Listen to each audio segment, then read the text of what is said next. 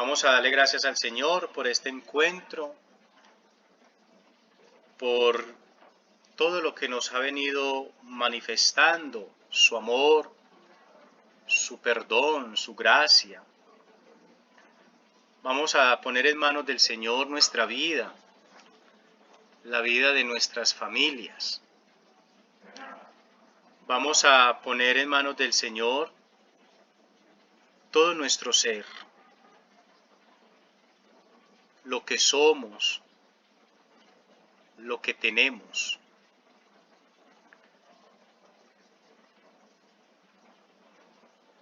Lo que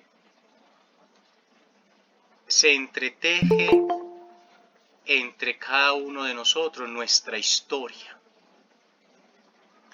Nosotros, como hemos venido diciendo, somos el milagro más patente que a diario el Señor hace. Si ustedes y yo miramos hacia atrás y miramos nuestra historia, nuestra raíz, podemos ir viendo cómo hemos experimentado acontecimientos bellos en nuestra vida, cómo nos hemos librado, cómo nos hemos visto sanados de una u otra acción que tenemos en nuestra vida. Si miramos nuestra historia, nuestra realidad, y la comparamos con lo que hoy vivimos, vemos cómo el Señor ha obrado, ha actuado. ¿Cómo ha venido siendo mi historia en la historia del Señor?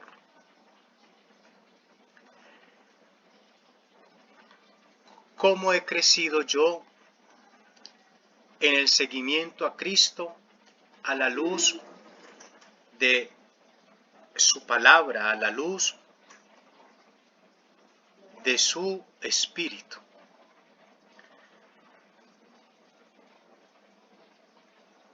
¿Qué cosas se han visto renovadas en cada uno de nosotros? El carácter, la prepotencia, el mal genio, los pensamientos, mis relaciones interpersonales. ¿Cómo he madurado yo en eso? ¿Y cómo he visto la mano de Dios allí? Démosle gracias al Señor por el milagro que hace a diario en nosotros. La sonrisa es un milagro. La mirada, un gesto, es un milagro.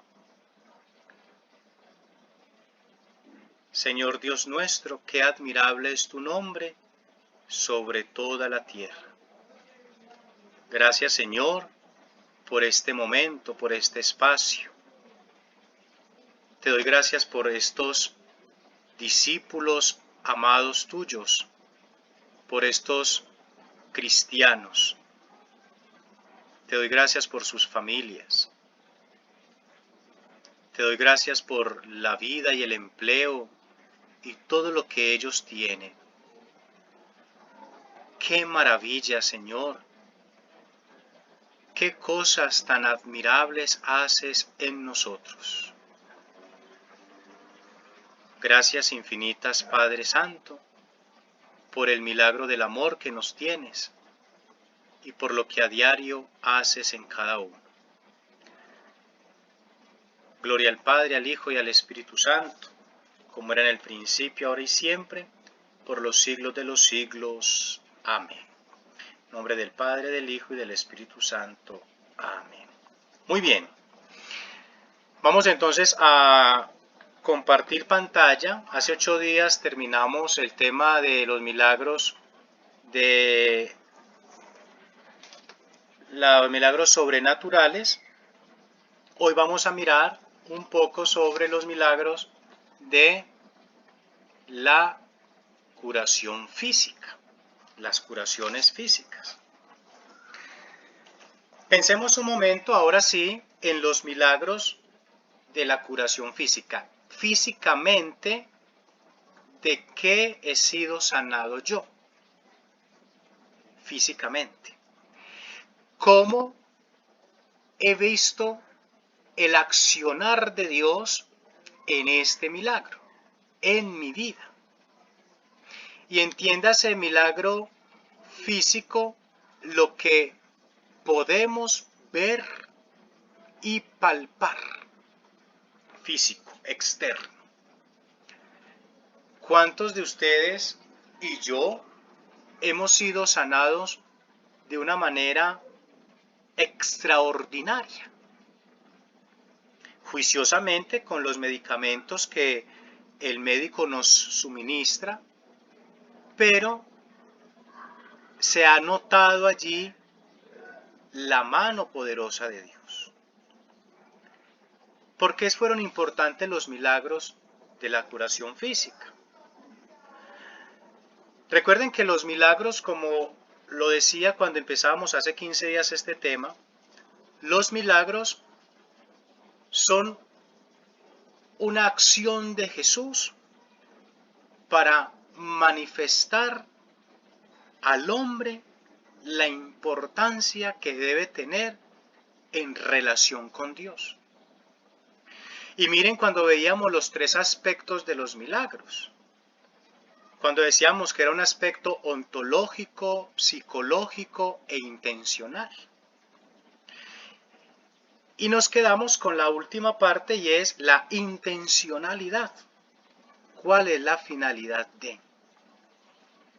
Jesús hizo muchos milagros físicos ante la vista de los incrédulos, ante la vista de los que le seguían. ¿Por qué los hizo? ¿Para qué los hizo? ¿Qué intención tuvo Jesús con la acción de este milagro? Primero, la intención de recobrar la dignidad del enfermo.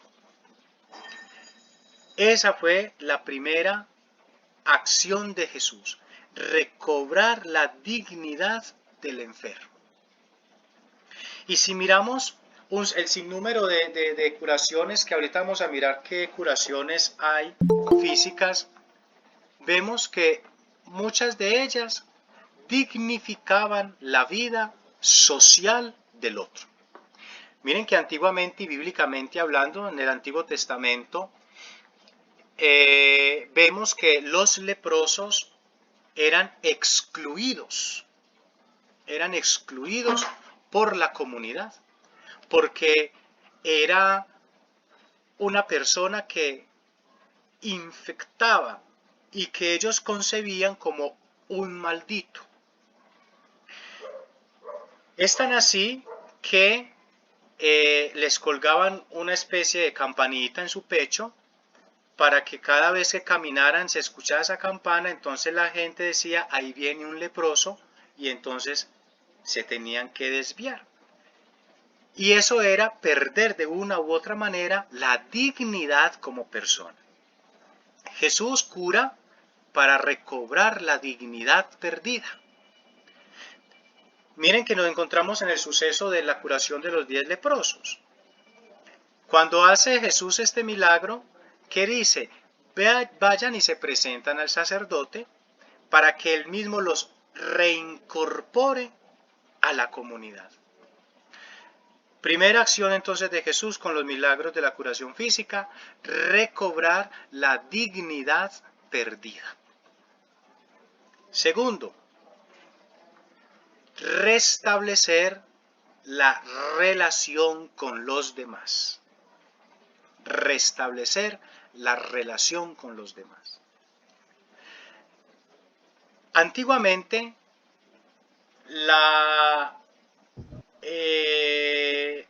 una enfermedad, una malformación en la persona, era visto como un castigo por el pecado.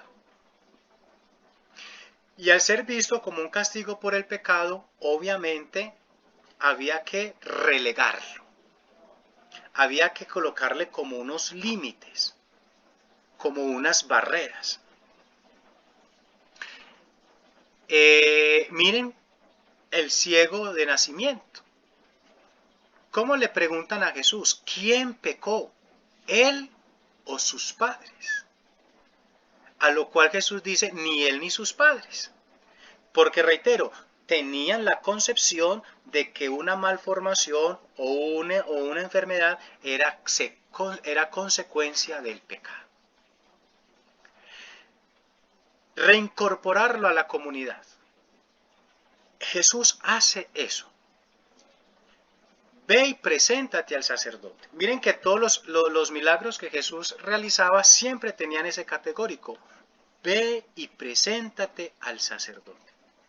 Porque el sacerdote de la época era la figura, era el líder público, era el líder religioso por excelencia, el que tenía, por así decirlo, el poder de excluir o de aceptar.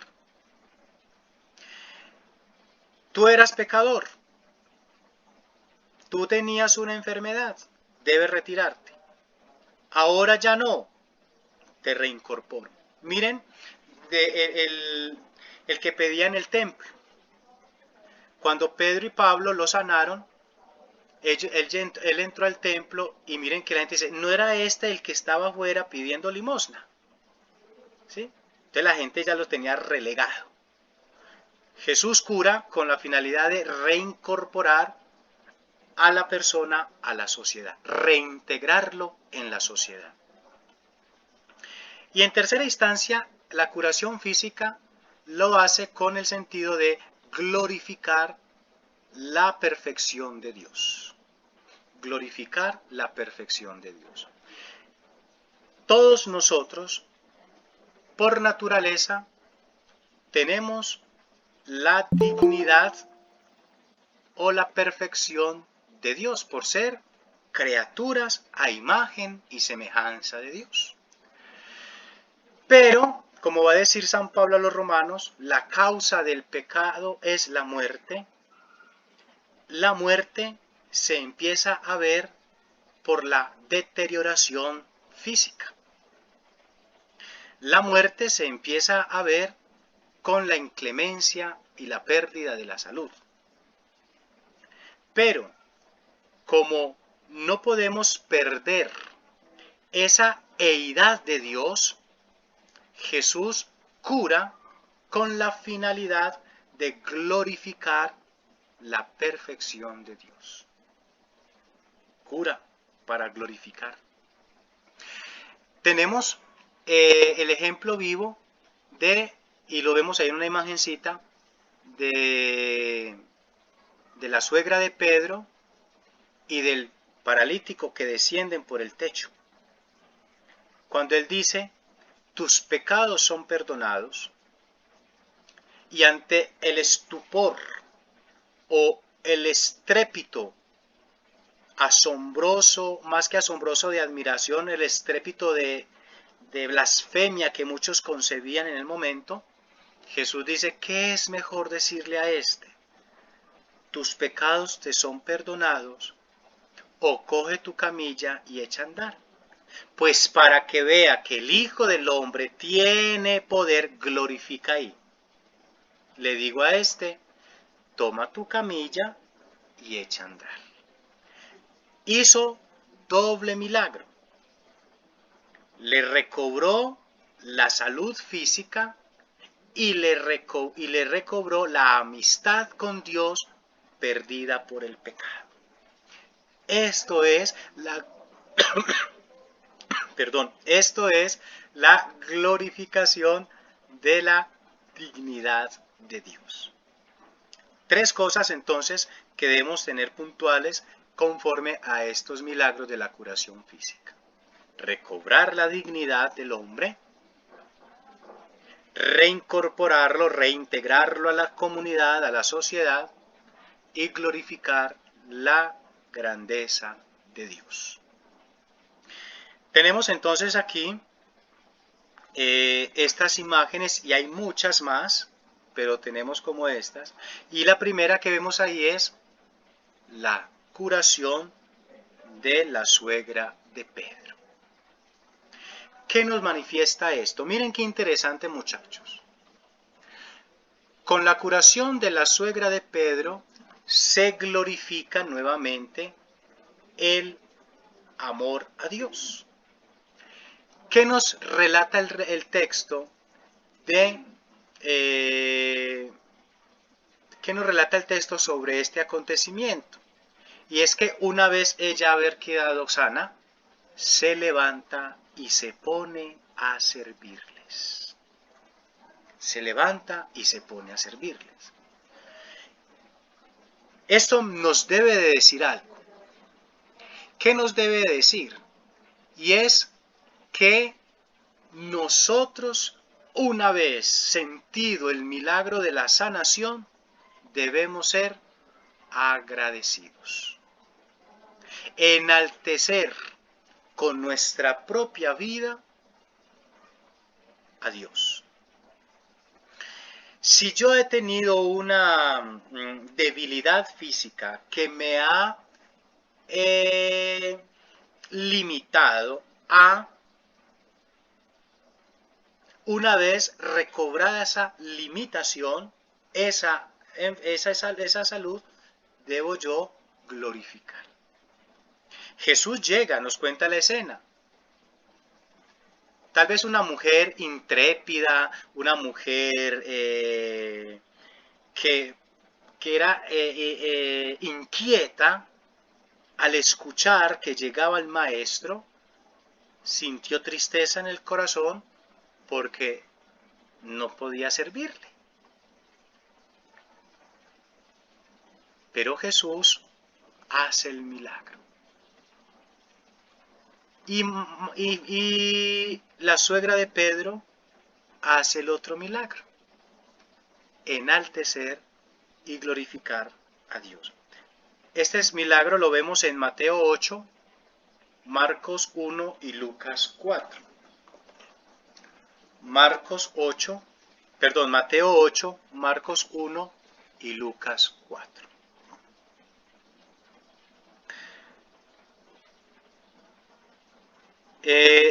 La segunda imagen que tenemos es la que les narraba ahora y es el paralítico descendido por el techo. Acá tenemos que descubrir algo, muchachos, y es que el milagro sucede cuando hay intercesión. El milagro sucede cuando hay ¿qué? Intercesión. El paralítico no llega por sí mismo. El paralítico es conducido, llevado.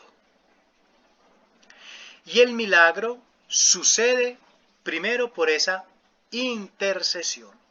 Si bien a Jesús no le dijeron, cúralo, sánalo, pero el mero hecho de haber buscado la manera de llevarlo hasta donde él estaba, ya hay una intercesión.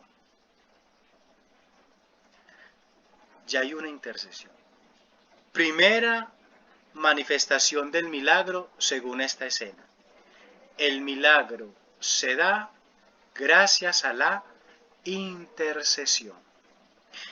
Eso me tiene que hablar.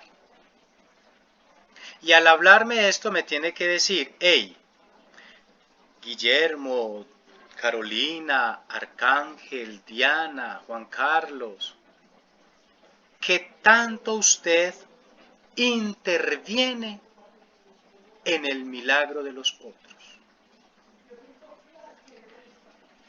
¿qué tanto usted ora por el otro? Por la intención del otro. ¿Qué tanto usted se convierte en un intercesor, en un mediador, en alguien que conduce al otro a ese encuentro con Jesús? Segunda acción de este milagro, y es la disposición del que es conducido. Profe, pero si él era paralítico, ¿qué resistencia iba a poner? Pero nos dicen que era paralítico, mas no mudo. Tranquilamente él pudo haber dicho, no me muevan, no quiero, déjenme en quietico. Pero él tuvo también su disposición. Yo debo también tener esa disposición de querer ir a experimentar la maravilla y el milagro de Jesús. Disposición. Tercera acción en este milagro, y es el hecho en comunidad. ¿Cómo es la relación comunitaria? Y esto nos tiene que llevar a nosotros a caer en la cuenta sobre lo que denominamos mucho, y es la vida comunitaria. ¿Quién creyera que la sana convivencia en una comunidad es vista como un milagro? ¿Por qué? Porque atraer y tener una misma cohesión, ¿sí? Es decir, una misma intención de una sana vida o de una sana convivencia, a pesar de los diferentes modelos y tipos de personas que hayan, es visto como un milagro. Por eso Jesús se manifiesta en la comunidad. Y por eso dice en el Evangelio, si 2 o 3 se reúnen en mi nombre, ahí estoy yo con ellos. Pero aquí viene lo más bonito, y es si se reúnen con una misma intención. Ese es el milagro de la comunidad. Ustedes y yo, que participamos de vidas comunitarias en nuestras pequeñas comunidades, debemos de mirar cómo es mi disposición frente a una reunión,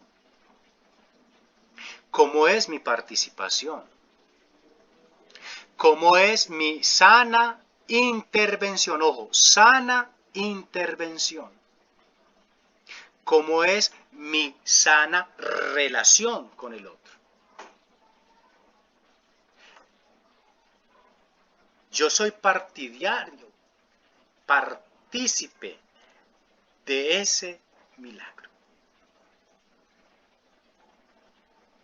en comunidad. Y en última instancia, este milagro nos manifiesta lo que decía ahora, de que Dios recobra la dignidad perdida en el hombre.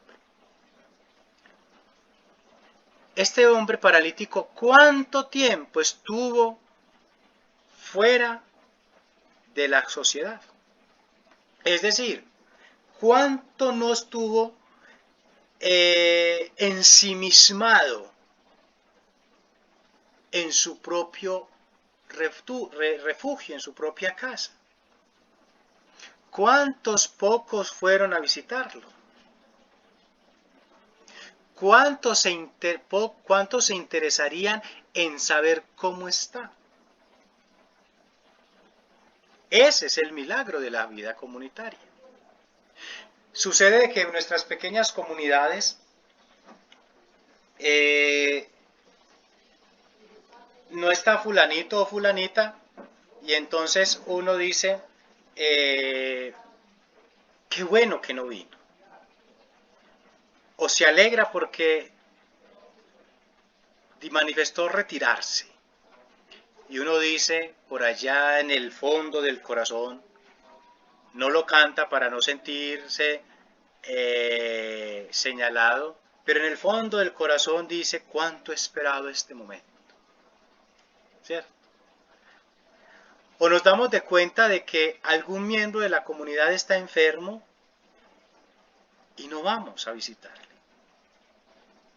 El sentido de la vida comunitaria es eso, hacer sentir al otro parte de la comunidad, parte de la familia. Luego, bueno, lo del leproso, entonces, el del paralítico, Mateo 9, Marcos 2, Lucas 5. Mateo 9, Marcos 2, Lucas 5. Bien. Ahí me cambié de silla porque ya estaba como un poquito. Ahí me disculpan. Bueno, esto va a caer ahí en la grabación, pero son cosas del oficio.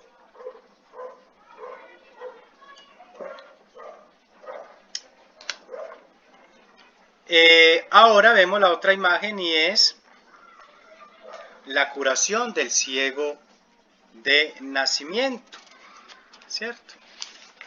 La curación del ciego de nacimiento. Está en Mateo 12 y Lucas 11.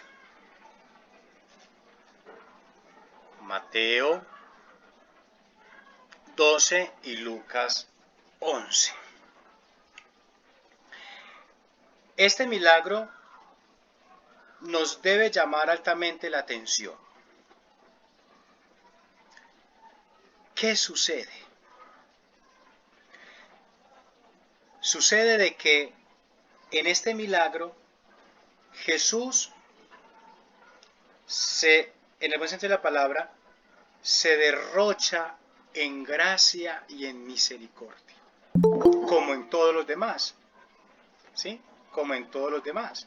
Pero acá lo hace movido por de hacer que la persona empiece a contemplar la grandeza de Dios en su entorno.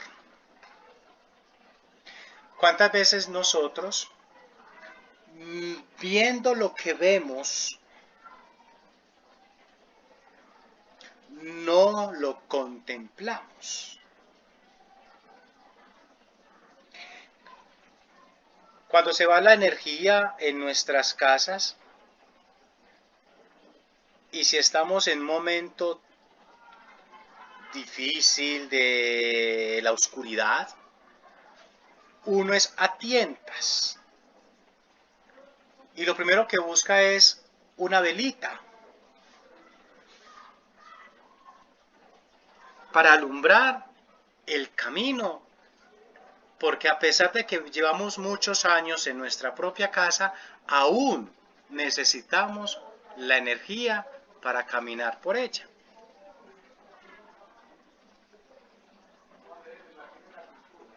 Todos nosotros en algún momento, en comunidades, en retiros, o cuando éramos niños, jugábamos el famoso jueguito de la gallina ciega, ¿cierto?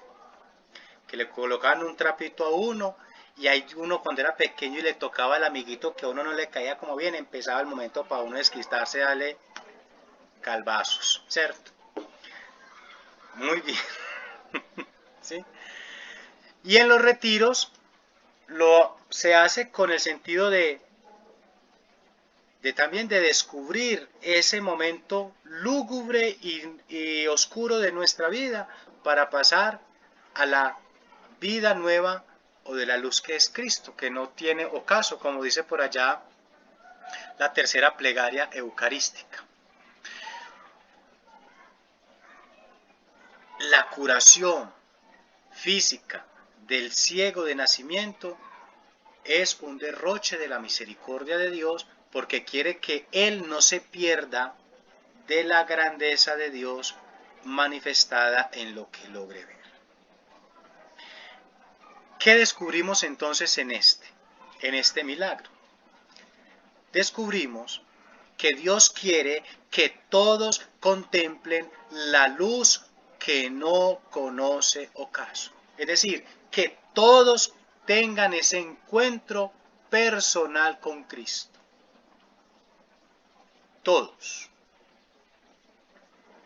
Si Cristo pasó, como dice por allá el cántico del Benedictus, si Cristo, que es la luz que nos visita de lo alto, para iluminar a los que viven en tiniebla y en sombra de muerte, él mismo tiene que rescatar a esos que viven en sombras y en tinieblas de muerte. ¿Y qué más manifestación que devolverle la visión al ciego? De nacimiento, es decir, desde que nació estuvo ciego. No pudo ver el rostro de sus padres, no pudo ver el rostro de su madre, no pudo ver el rostro de sus coterráneos. Sabía que era día porque que había sol porque medio le quemaba la piel, sabía que había noche porque ya los cucuyitos o la luciérnaguita le cantaban.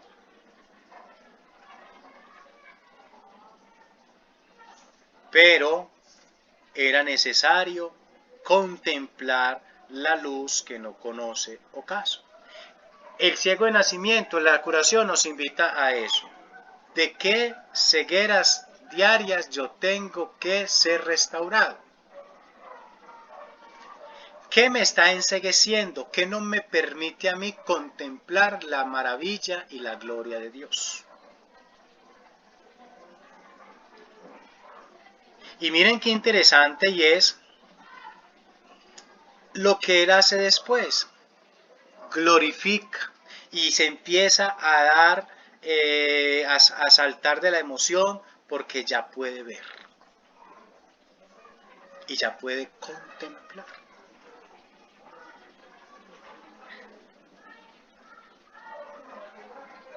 Luego nos encontramos con la otra escena que tenemos allí y es el endemoniado. El endemoniado, el que está aquí encorvadito. El endemoniado lo vemos, bueno, el del ciego de nacimiento ya les dije, ¿cierto? Mateo 12 y Lucas 11. El endemoniado, Mateo 9. Jesús libera, saca un espíritu. Saca a un espíritu del cuerpo de alguien que estaba imposibilitado.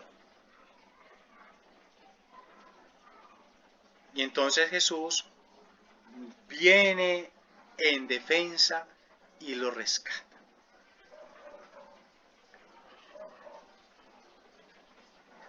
Dice que es el endemoniado mudo. No puede hablar.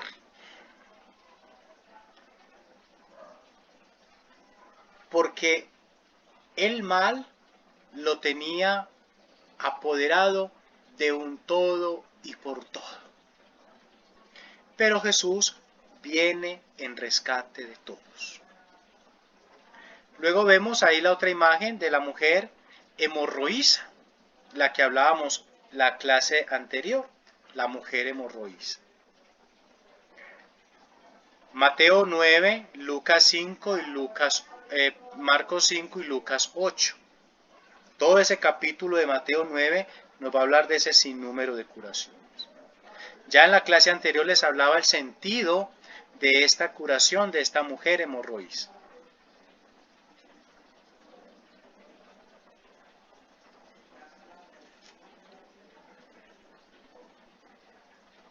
Y aquí hablamos del otro que tiene ahí, es la curación de el siervo que Pedro le corta la oreja, Michael, ¿cierto?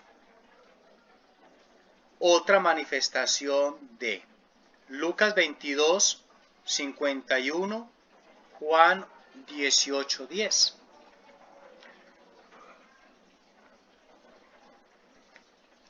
Muy bien. Profe, qué pena me repite las citas. Claro. Lucas 22, 51 y Juan 18, 10.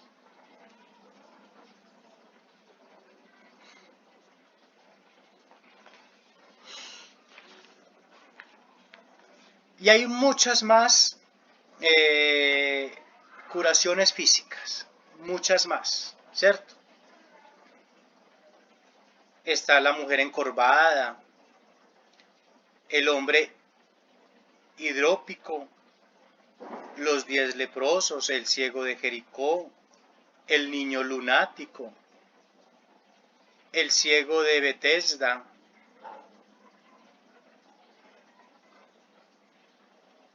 la niña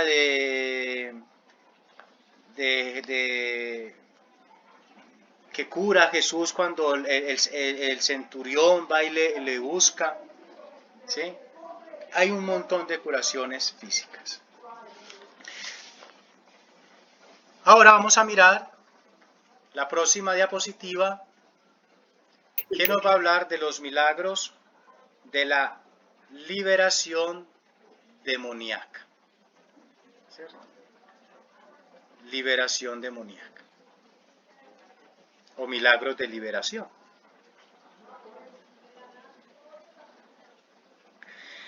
Acá hay que tener mucho cuidado sobre estos milagros de liberación. Como ustedes y yo podemos contemplar sobre la tradición bíblica, la tradición evangélica, hemos descubierto, o más bien se nos ha narrado, muchos episodios de endemoniados. Y Jesús también obra estos milagros para manifestar, reitero, la grandeza de Dios en cada una de las personas.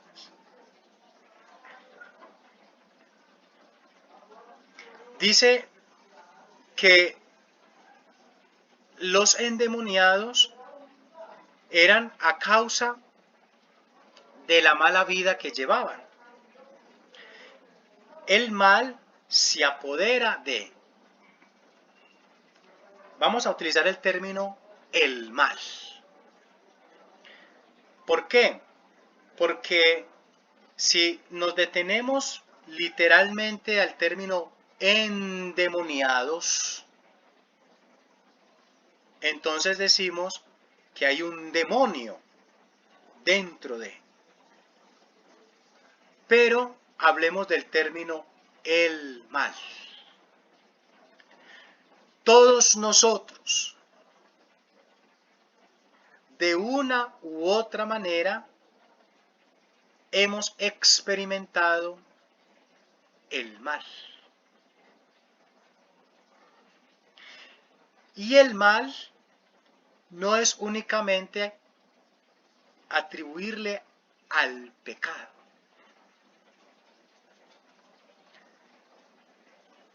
¿Cuántos vicios hay en nosotros?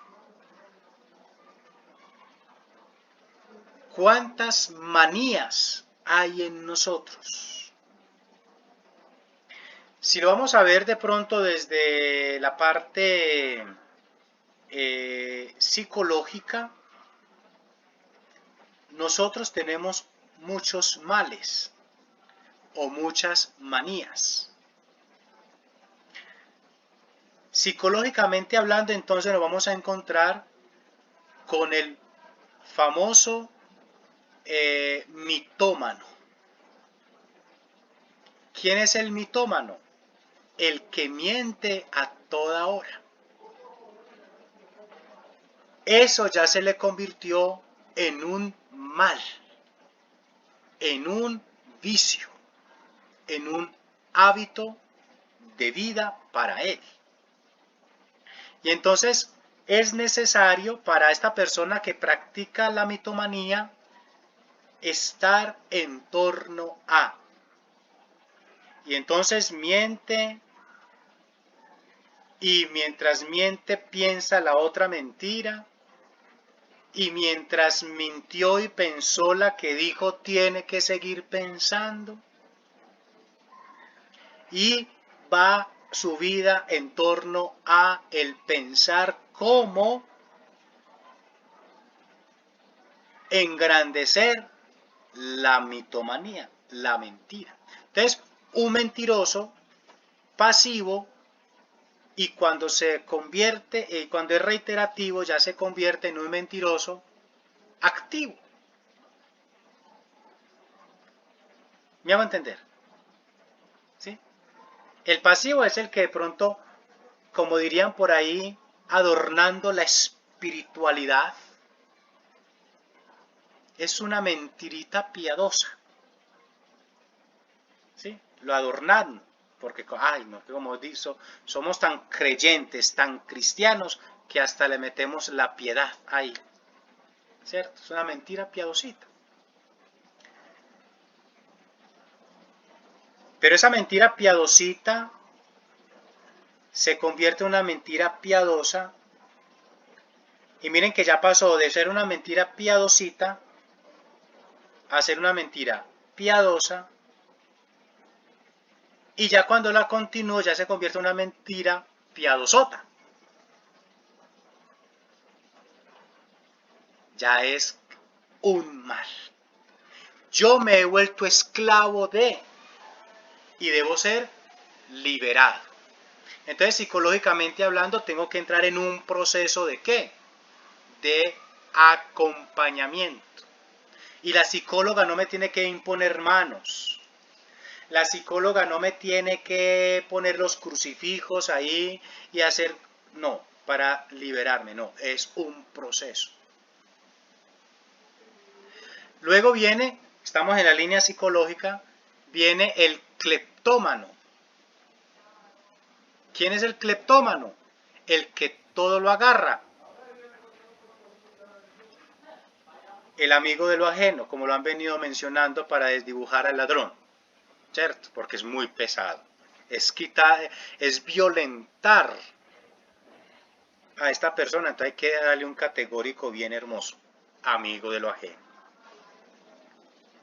El niño que hizo el mandado y no regresó las vueltas o el cambio a su mamá o al vecino, se está empezando a incursionar en el camino de la cleptomanía. Y entonces ya se vuelve, y entonces ya viene con esa ansiedad, con ese desespero, y eso ya es un mal. ¿Me hago entender? Luego entonces seguimos con la vida psicológica y viene la ludopatía. El que es enfermo por el juego, por lo lúdico, y se consigue solo para el juego y está en un casino y está en el otro y no sé qué, cerraron este casino y se responden del otro antes de que lo cierren, etc. Es más, hasta amanece. Y es con esa ansiedad y entonces hasta hipoteca la casa, hasta vende lo que sea. Eso es un mal. Todos nosotros, y si seguimos por esa vía, lo vamos a encontrar. Entonces miren, de qué cosas yo tengo que ser liberado.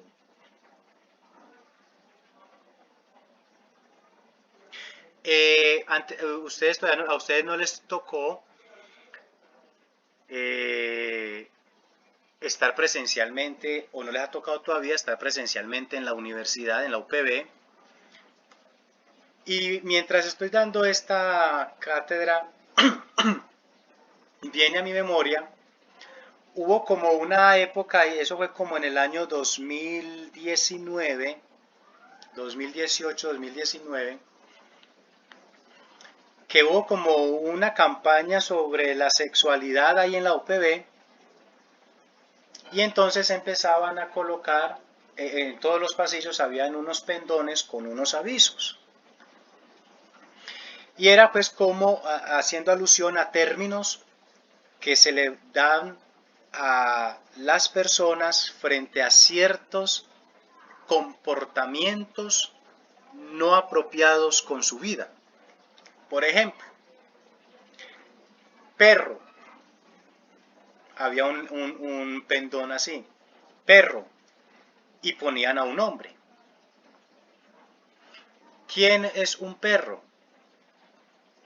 El hombre que es adicto al sexo y que no valora su sexualidad. Esa era la definición que tenía. Y así. Y me llama altamente la atención esa vallita, ese aviso. Y viene y lo saco a colación. Por eso es un mal.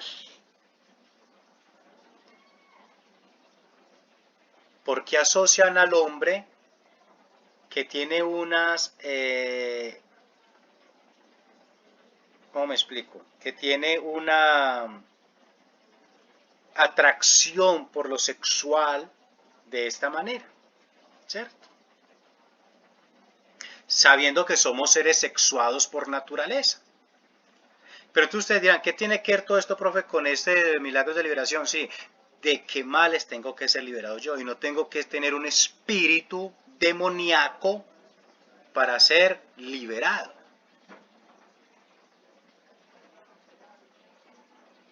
Si bien en la Biblia nos hablan de liberaciones demoníacas,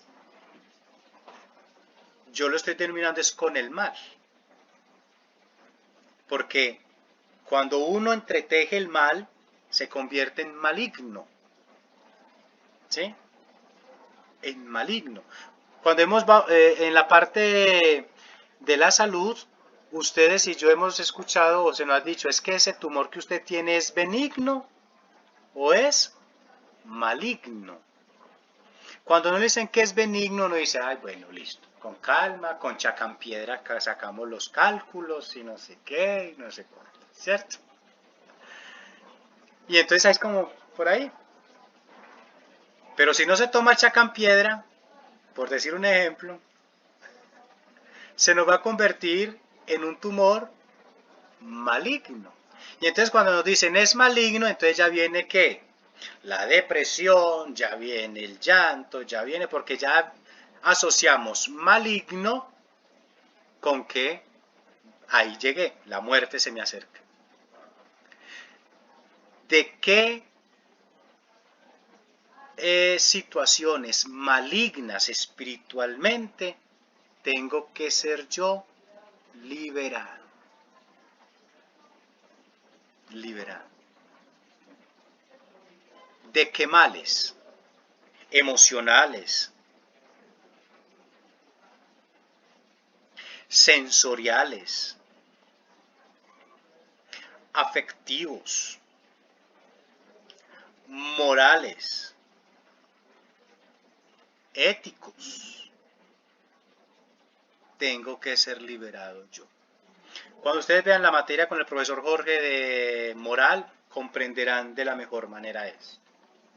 ¿De qué cosas debo ser liberado yo? Y entonces tenemos aquí estos milagros, ¿cierto? Tenemos el sordomudo. El sordomudo, aquí el orden no altera el factor de resultado según la matemática, y entonces la imagen, profe, no, la primera imagen, no, vamos para la segunda. el sordomudo, ¿cierto? Sordo-mudo. Y yo me quiero detener acá, muchachos, es con los signos que utiliza Jesús. La saliva y el barro. ¿Qué nos dice esto? Nos recuerda que nosotros somos hechura del humus. En latín, humus. ¿Qué significa? Tierra. Tierra. Muy bien, de la tierra. Y la saliva nos recuerda de que nosotros tenemos hálito. ¿Qué significa hálito?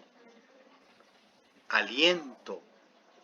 Fuimos hechos de la tierra y se nos ha dado el aliento de Dios. Dos signos que utiliza Jesús tan sencillos y tan gas para muchos, pero que generan conciencia de. ¿Qué hace uno cuando, pues personalmente hablando yo, y todavía lo hago? Cuando yo era niño, cuando me raspaba o me caía, porque fui muy brinconcito, ¿qué hacía? De una vez, dedito a la boca, salivita al dedito y égale, ¿cierto?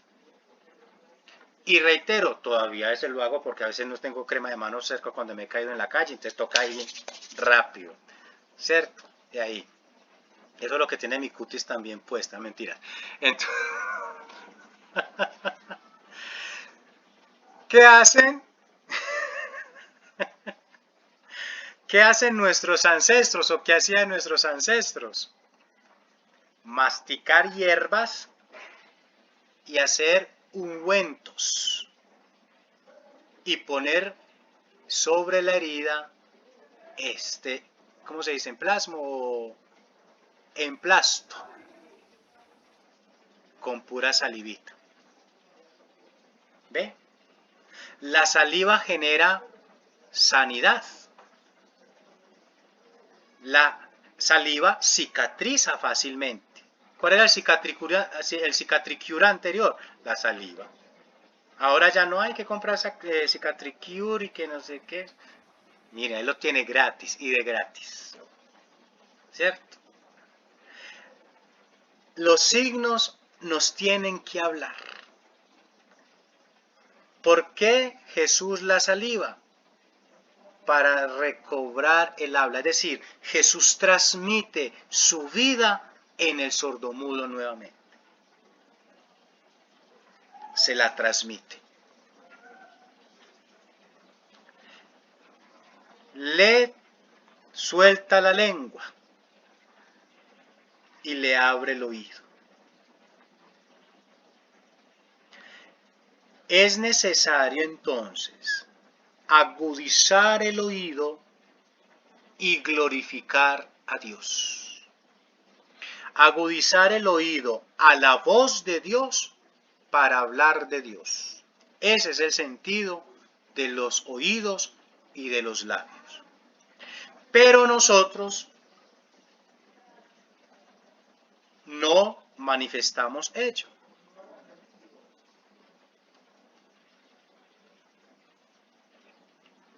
Hay un dicho por ahí que es un dicho hindú que dice que al hombre se le dieron 2 oídos para escuchar más y una boca para hablar menos. 2 oídos para escuchar más y una boca para hablar menos. Pero nosotros tenemos 2 oídos y muchas bocas. escuchamos lo que no tenemos que escuchar y hablamos conforme a lo que no escuchamos. ¿Me hice entender? Y Jesús entonces acá nos está diciendo, agudiza el oído a la voz de Dios y glorifica a Dios. Y glorifica a Dios. Ese acontecimiento lo vemos en Mateo 12 y Lucas 11. Mateo 12 y Lucas 11.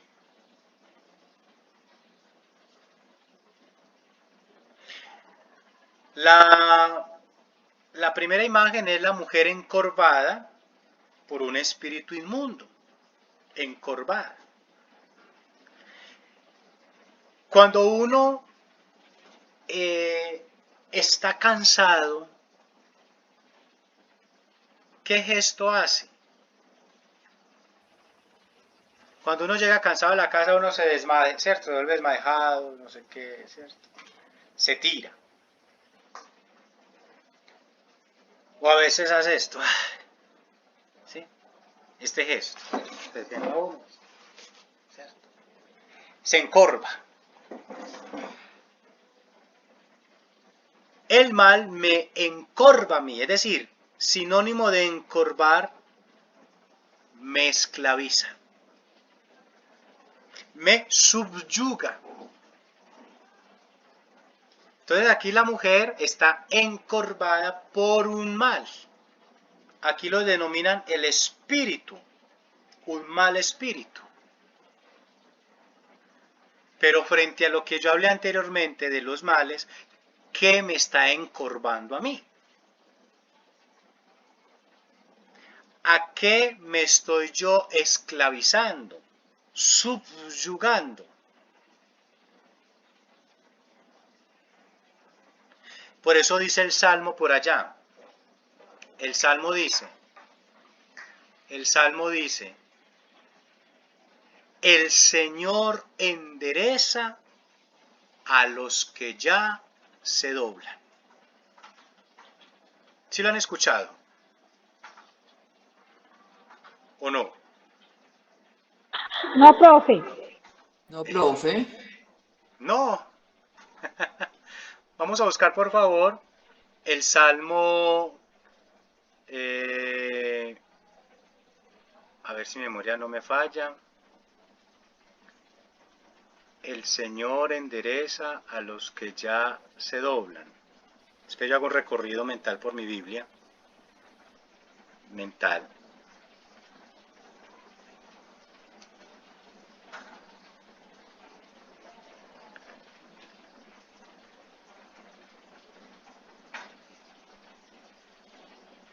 El Señor endereza a los que ya se doblan. Profe, es el Salmo 145. Muchas gracias. Vamos a escucharlo a la que dijo por allá. Espéreme, profe.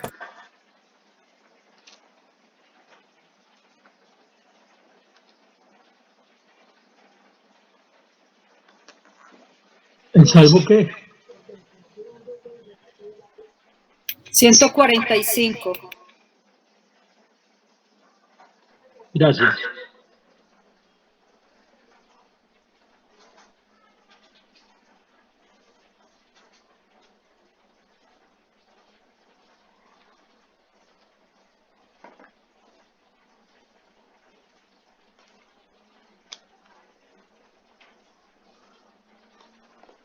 ¿Lo encontraron o no? Sí, profe. A ver, pues, Ana Dice, el Isabel. Señor sostiene a los que caen y levanta a los que se doblan. Tiene razón. Eso. Otra vez, por favor, que se le escuchó entrecortado. Dice el 14. El Señor sostiene a los que caen y levanta a los que se doblan. Exacto, ¿cierto? En otras traducciones, o más que todo en los leccionarios de la parroquia, es el Señor endereza a los que ya se doblan. Ese es el milagro de la liberación. En la mujer encorvada, vamos a mirar un momentico este texto. Lucas 13, 10:13. ¿Quién lo busca, por favor? Lucas 13, 10:13.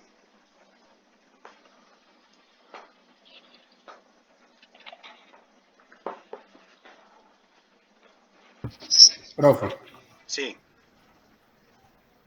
estaba un sábado enseñando en una sinagoga y había una mujer a la que un espíritu tenía enferma hacía 18 años. Estaba encorvada y no podía en modo alguno enderezarse. Al verla Jesús la llamó y le dijo: Mujer, quedas libre de tu enfermedad. Y le impuso las manos y al instante se enderezó y glorificaba a Dios. exacto. ¿Sí? El instante se endereza. Qué interesante en todos estos milagros, muchachos. Estos milagros, si bien nos hablan de esas curaciones físicas y todo, nos tiene también que interpelar a nosotros. Miren que mi vida es un constante milagro.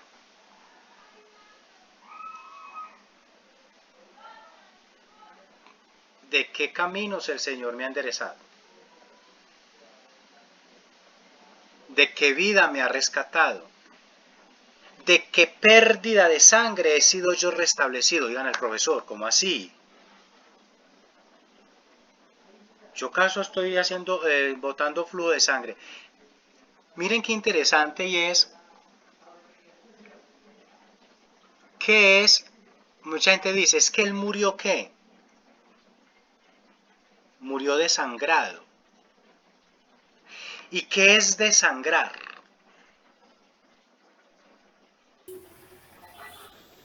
¿Sería profe dar la vida? Bien, ¿qué más? A ver, ¿qué será desangrar?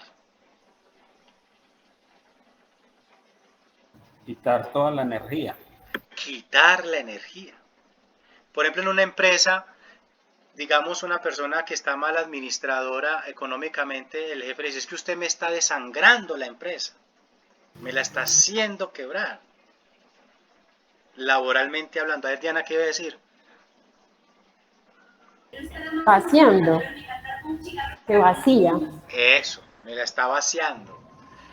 Pero quedémonos con el término de Juan Carlos, perder las fuerzas. ¿Cuántas veces ustedes y yo hemos dicho, no doy más? Y no me estoy desangrando literal.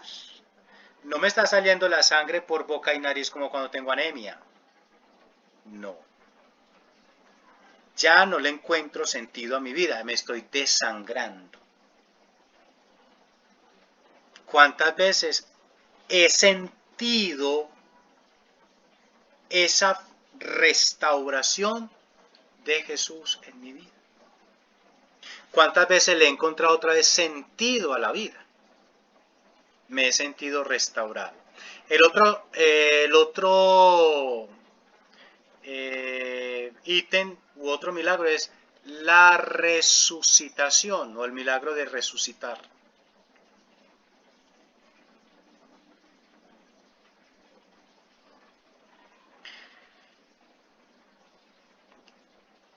Aquí nos vamos a encontrar con tres acontecimientos. La hija de Jairo, el hijo de la viuda de Naín y Lázaro. Se dice la resurrección de Lázaro, pero yo me atrevo a decir o a cambiar, donde podríamos decir la resucitación. ¿Cuál será la diferencia? La resurrección es dada por sí misma. Jesús resucitó. Mientras que la resucitación la podremos ver como una ayuda, una reanimación. Miren cuando ha llegado gente de pronto a los hospitales que van con paros cardíacos y todo, el médico hace un gesto de reanimar con las planchas, ¿cierto? Reanimar. Y puede que haya efecto, donde el motorcito empieza, tit, tit, tit, tit, ¿cierto? lo recuperamos. Pero cuando empieza, se fue, sin decir adiós, como diría Miriam Hernández, es lo que dice. Se me fue sin avisar, ¿cierto? Resucitación. Otro ejemplo que yo puedo citar es, por ejemplo, cuando nos despertamos. Muchos dicen, es que me desperté o me despertaron. Me desperté es por mí mismo, sin necesidad de otros agentes, llámese alarma o llámese ruidos externos. Es decir, lo que denomina mucha gente, tengo mi reloj biológico. Me desperté, yo me desperté, es decir, yo solito, pero me despertó es porque otro ente interrumpió mi sueño. La alarma, el perrito pidiendo ser sacado o los vecinos que no dejan dormir, ¿cierto? La resucitación. Jesús también hizo estos milagros con la finalidad de ¿qué? Glorificar al Padre. Con la finalidad de glorificar al Padre. Tenemos entonces la hija de Jairo, Mateo 9, Marcos 5 y Lucas 5. La hija de la viuda de Naín, Lucas 7. Y Lázaro, Juan 11.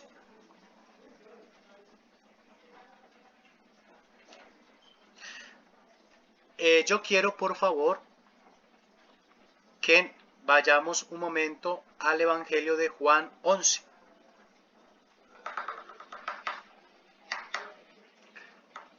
Vamos a buscar la Biblia en el Evangelio de San Juan 11.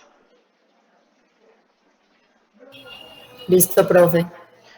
A ver, Daisy, por favor. Había un enfermo llamado Lázaro. Era de Betania, pueblo de María y de su hermana Marta. María era la que ungió al Señor con perfumes y le secó los pies con sus cabellos. Su hermano Lázaro era el enfermo. Las hermanas enviaron a decir a Jesús: Señor, a aquel a quien tú quieres está enfermo.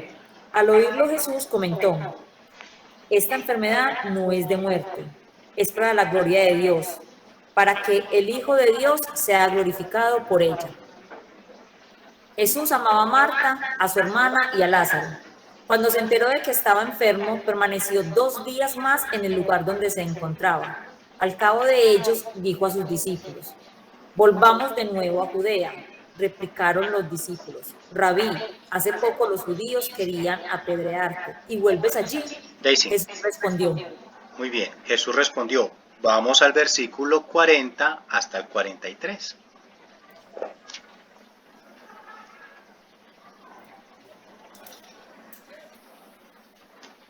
Replicó Jesús: ¿no te he dicho que, si crees, verás la gloria de Dios? Quitaron pues la piedra. Entonces Jesús levantó los ojos a lo alto y dijo: Padre, te doy gracias por haberme escuchado. Bien sé que tú siempre me escuchas, pero lo he dicho por estos que me rodean, para que crean que tú me has enviado. ¿Sí ve? Dicho esto, ya, gritó con fuerte voz: Lázaro, sal afuera. El muerto salió, atado de pies y manos con vendas y envuelto el rostro en su sudario. Jesús les dijo: desatadlo y dejadle andar. Muy bien. Miren qué interesante. Con los milagros, con este milagro, la resucitación, Jesús lo hace con el fin de glorificar, pero también para que la gente crea. Lo dice ahí. Yo sabía que siempre me escuchas, pero lo he dicho por esta gente para que crean que tú me has enviado. Y después dice: sal fuera. Con una ayudita.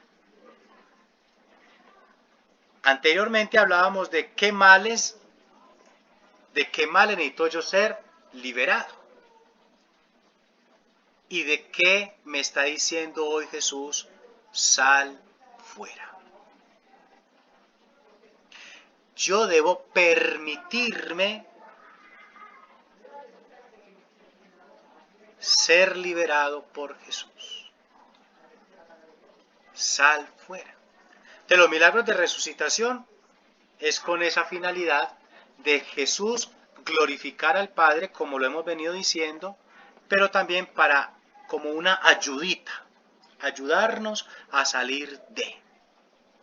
Ayudarnos a salir de.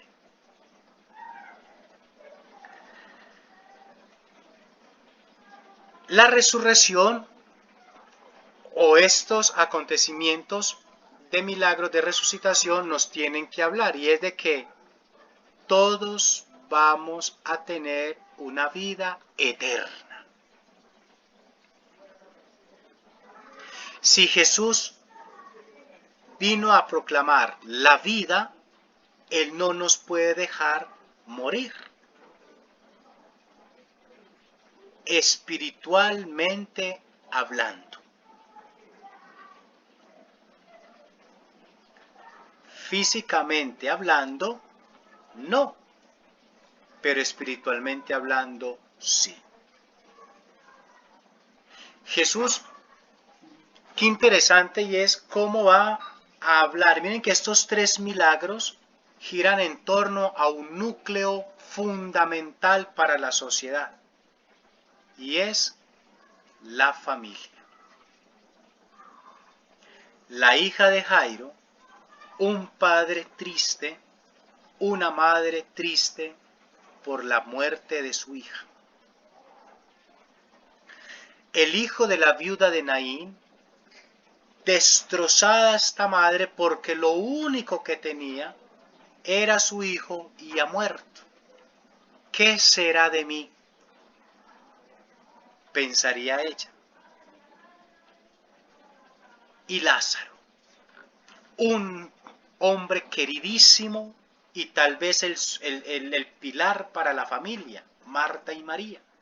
Se nos fue este hombre, ¿qué será de nosotras? Jesús resucita la familia. En torno a la familia hace el milagro de la vida nueva. ¿Dónde genera Jesús la vida nueva al convertir 6 tinajas de agua en vino? En la familia, en el matrimonio. Y no matrimonio, sino familia en torno como tal. Mamá, hijos, abuelos, el núcleo familiar. Jesús nos habla entonces con este milagro de la resucitación 2 cosas. Primero, todos vivirán eternamente. No hay muerte. No hay muerte. Por eso San Agustín dice, aunque la certeza de morir nos entristece, nos alberga la esperanza de la futura inmortalidad. Vengo a restablecer la vida, vengo a darles la vida. Y segundo, restaura la familia. Restaura la familia. Porque el núcleo más importante de la sociedad es la familia. Porque de la familia sale todo lo que hay en el mundo. De la familia sale lo bueno. De la familia sale la vida. Y Jesús no puede ir ajeno a. Muy bien. Les decía que en el libro de Jesús de Nazaret, Jesús el Cristo, tenemos en el numeral 6 el inicio. ¿Quién lo tiene, por favor? ¿Quién lo tiene abierto? ¿Quién lo tiene Yo, profe. A ver, Clara, Sí, los milagros de Jesús. Léame por favor ese primer párrafo. sí. Los milagros de Jesús. Jesús obró no solo mediante la palabra, sino igualmente mediante la acción. No solo habló, sino que también obró. Hasta ahora hemos constatado cómo su mensaje se hallaba en relación con su comportamiento y actitud, en especial con su comunicación hasta de mesa con los pecadores, cosa que no lo dejó de escandalizar. Ahora hay que hablar en detalle de los milagros de Jesús, algo que hace tan chocante y difícilmente comprensible su actividad para el hombre moderno al menos. La tradición sobre los milagros no se puede suprimir de los evangelios. Se encuentra en los estratos más antiguos. Marcos ha centrado su evangelio casi exclusivamente en torno a los milagros. Por tanto, si se quiere hablar de Jesús, es imposible no hablar de estos relatos. Vea entonces qué interesante. Jesús, sinónimo de milagros. La vida misma de Jesús fue un constante milagro. La vida misma de Jesús fue un constante milagro. Y miren qué interesante ese primer párrafo lo que dice. Hasta ahora hemos constatado cómo su mensaje, ojo, se hallaba en relación con su comportamiento y actitud. ¿Su qué? Comportamiento y actitud. Esto nos tiene que decir, y es que si bien los milagros que acabamos de ver fueron sensacionales, nos tiene que decir que el milagro se gesta en mi comportamiento y en mi actitud. ¿Ustedes no les ha pasado de que han visto a alguien por ahí tristongo, malhumorado, pesaroso, y usted con su actitud, con su buena vibra, como dirían por allá, con su ángel, porque usted tiene ángel, sonrió, le habló a esta persona que estaba triste, y de la nada esta muchacha o este muchacho cambia de actitud? No vamos muy lejos. Cuando una persona que tiene un perrito o un animalito se va de la casa y vuelve, ¿cómo encuentra ese animal? Feliz, boleando la colita y no sé qué. Cuando los hijos ven que sus padres se van y que regresan, la felicidad, eso es un milagro. El comportamiento, la actitud de la otra persona genera una acción distinta en el otro. Eso es lo que hacía Jesús. La vida misma de Jesús fue un constante milagro. Fue un constante milagro. Traslademos eso a nuestra vida personal. Yo seré milagro para otros.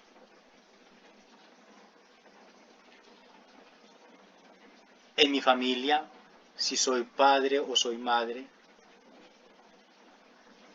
cómo yo estoy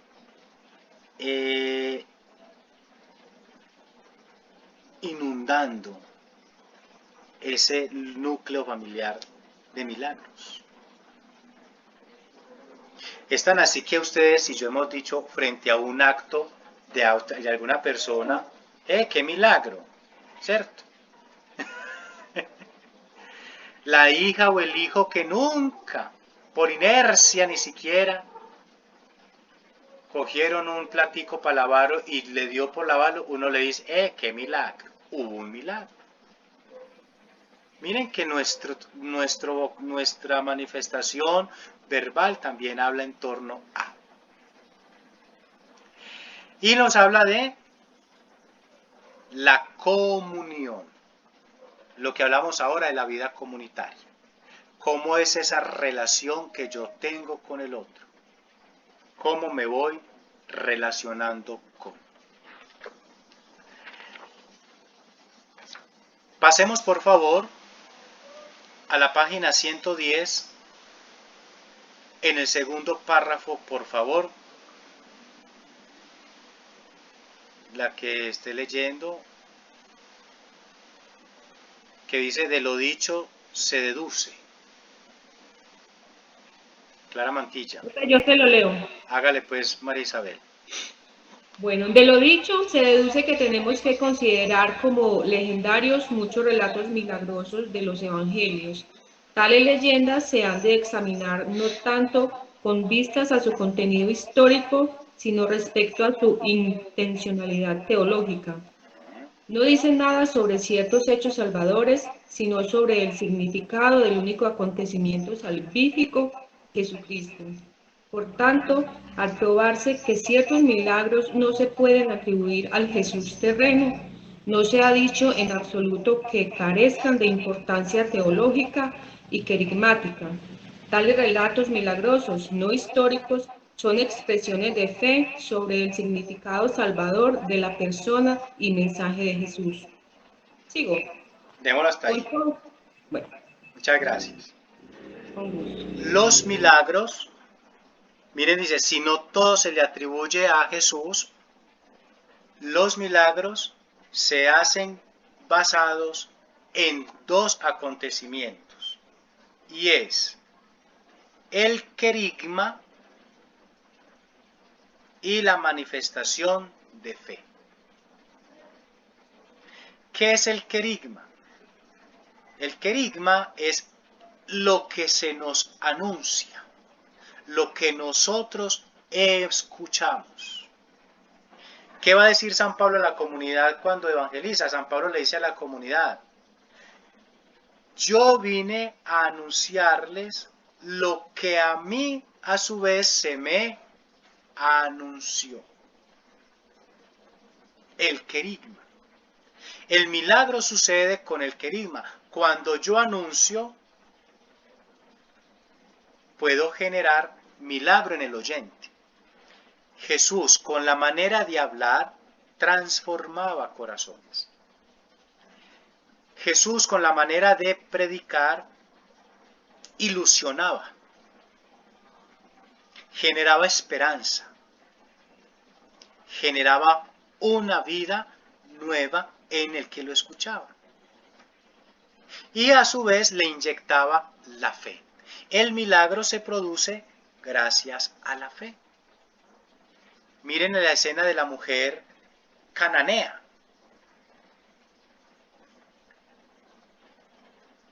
Frente a todo el diálogo que Jesús tiene con ella, él le termina diciendo: mujer, que se haga según tu fe. Le roba el milagro a Jesús. La fe. La fe es el matiz importante para la fe, para que obre el milagro, para que haya ese milagro. Y qué interesante lo que dice. Tales relatos milagrosos no históricos son expresiones de fe, lo que decía ahora, sobre el significado salvador de la persona y mensaje de Jesús. Jesús anunció el querigma, y ese anuncio es vivo, no fue pasado, ya no es obsoleto, ya no es antiguo. El mensaje es actual. Y como ese mensaje es actual, sigue haciendo cosas actuales, milagros actuales. Sigue transformando.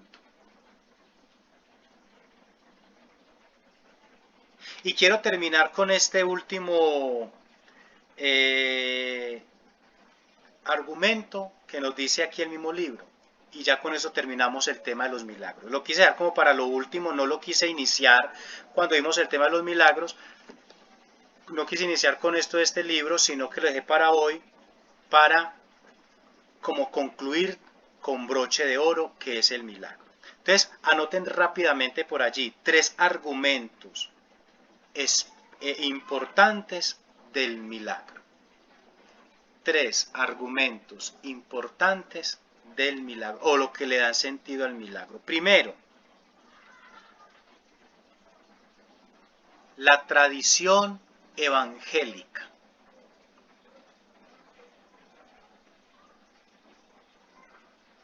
La tradición evangélica. ¿Qué quiere decir esto, compañeros? Que los milagros no serían veraces si no los constatamos a la luz del Evangelio. La tradición evangélica, es decir, lo que nos dicen los evangelios, deben de dejarnos impresionados a nosotros. Si esto ocurrió en ese momento, yo tengo la esperanza de que hoy puede volver a acontecer. Porque es que eso no fue para esa época. Jesús no es un Jesús meramente histórico, lo que hablábamos cuando, bueno, los que vieron conmigo, es que llega a decir otra cosa, cuando empezamos a ver este tema de cristología, cuando vimos las 5 dimensiones históricas de Jesús. Jesús no es únicamente un hecho histórico. Jesús es actuante. Por eso mismo la palabra dice, Jesucristo es el mismo ayer, hoy y siempre. Y si Jesucristo es el mismo ayer, hoy y siempre, lo que Él hizo hace 2000 años se hace hoy. Si bien, reitero, si bien yo no estoy encorvado por una enfermedad física, pero sí estoy encorvado por una enfermedad espiritual. Y si Jesús resucitó a, me puede resucitar a. El Señor endereza a los que ya se doblan. Entonces, primero la tradición evangélica. Vámonos a los textos evangélicos, es decir, a los agiógrafos sagrados, Mateo, Marcos, Lucas y Juan, quienes nos hablan de la manera más extraordinaria del plan de la historia de salvación de Dios en la persona de Jesús. Segundo, la tradición de los milagros.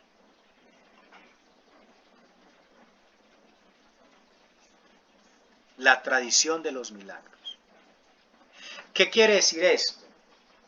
Un milagro no es milagro si no es constatado y verificado y aprobado como milagro. La tradición de los milagros. Para que haya milagro, ¿qué tiene que haber? Ratificación, es decir, aprobación. Y el mismo Jesús, al haberlos realizado, él mismo los ¿qué? Los aprobó. Por ende, no desdibuja la idea de que hay milagro. En la actualidad nos vemos en la iglesia manifestación de milagros. Miren que de hecho Antioquia va a tener otra beata próximamente, la Madre Berenice, ¿cierto?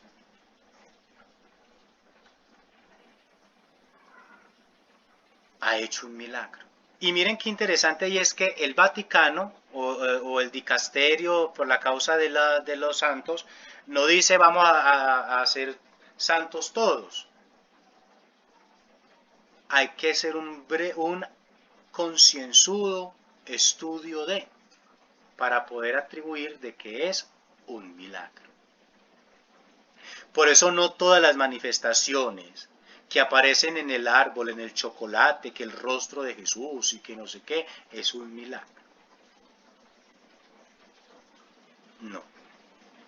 Yo me acuerdo hace mucho, no sé si ustedes se acuerdan que mucho tiempo, hace como unos 10 años más o menos, 10, 8 años, por allá en un pueblo como del Chocó, por allá, como que cayeron unas lluvias como rojizas y toda la gente dijo que era sangre, que hasta en esa época estaba en su auge el padre Jesús Orjuela, más conocido como el padre Chucho, ¿cierto? Que de hecho él fue hasta allá, que porque a mirar, que a constatar, que una cosa, y no todo lo que podemos ver es visto como un milagro. Miren que hay manifestaciones en Medjugorje, por allá, que todavía ni siquiera el Vaticano las ha visto como manifestaciones verdaderas de. Que hay una manifestación de fe, peregrinaciones, sí, pero que milagros tan abrumadores todavía no, ¿cierto? Pero para que haya milagro debe constatarse de. Una persona que tiene un problema de cáncer, que ha sido maligno, y que por gracia de Dios quedó sano, la misma ciencia dice ya no hay nada. Y eso es constatarse con milagro. Entonces, la tradición de los milagros, ¿sí? Y tercero,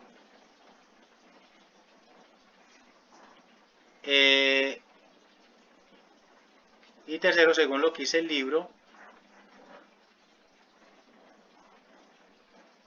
causa de su significado como milagro. Causa de su significado como milagro. Es decir, hay que considerarlo como originario. Hay que considerarlo como originario.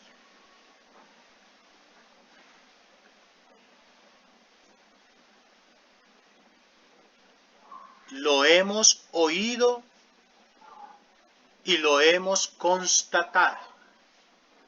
Miren qué le dice Jesús a los discípulos de Juan. Cuando los discípulos de Juan vienen y le preguntan, ¿eres tú el que ha de venir o tenemos que esperar a otro? ¿Qué le dice Jesús a esos discípulos? Vayan, díganle a Juan lo que ustedes han visto y han oído. Que los ciegos ven, que los muertos resucitan, que los cojos saltan, etcétera, etcétera. Constatar la originalidad, de dónde procede. Y esto es algo a lo cual ustedes y yo tenemos que tener mucho cuidado. ¿Quién tiene por así decirlo, la veracidad de cierta información? Es que fulanito dijo que hubo, entonces ya todo el mundo, porque fulanito dijo, pues vamos a mirar quién es fulanito, de dónde procedió el fulanito. Mirar la originalidad del milagro. Muy bien, muchachos. 3 cosas entonces puntuales para saber que hay un milagro en nuestra vida. La tradición evangélica, la tradición misma del milagro y la originalidad del milagro. Con esto damos por terminado el tema de los milagros de Jesús. Próximo sábado, Dios mediante, trabajaremos el tema de la muerte de Jesús. Evaluemos el encuentro y nos retiramos. A ver, para mí me pareció muy hermoso esto. Por primera vez alcanzo a entender que los milagros de Jesús nos dejan a nosotros qué mensaje nos da para nuestra vida. Antes uno leía, escuchaba el milagro, pero solo llegaba hasta allí. Y claro que uno glorificaba a Dios y decía qué tan bueno todo eso, pero nunca lo he aplicado para mi vida. Cada uno de los milagros le da un mensaje diferente a uno. Eso me parece para mí, pues, como se dice, algo muy maravilloso. Muchas gracias. Con mucho gusto, doña Rosa. ¿Alguien más? No, Guillermo, que Sí. caminar, la cuestión es caminar en la fe, es lo más importante para poder no caer en tentaciones. O sea, los milagros de Jesús maravillosos, pero lo que es las tentaciones y todas estas cosas, pues quedó muy claro, Guillermo, porque verdaderamente tenemos que estar siempre permanentemente en oración para no caer en tantas cosas del mundo. Muchas gracias, Guillermo. Con mucho gusto. Don Juan Carlos iba a decir algo. Sí, profe, pues agradecerle porque de todas formas lo que es la parte de la liberación pude entender que muchas veces esas ataduras que tenemos dentro de nosotros son ocasionadas por nosotros mismos y que tenemos esa oportunidad de como ese sordo y ese mudo, de recibir del Señor esa palabra que nos abre los oídos, que le podamos llegar a los demás. Muchas gracias por explicarlo también, profe. Con mucho gusto. Bueno, no siendo más ni tampoco menos, que el Señor les bendiga y que tengan un buen fin de semana. Muchas gracias, profe.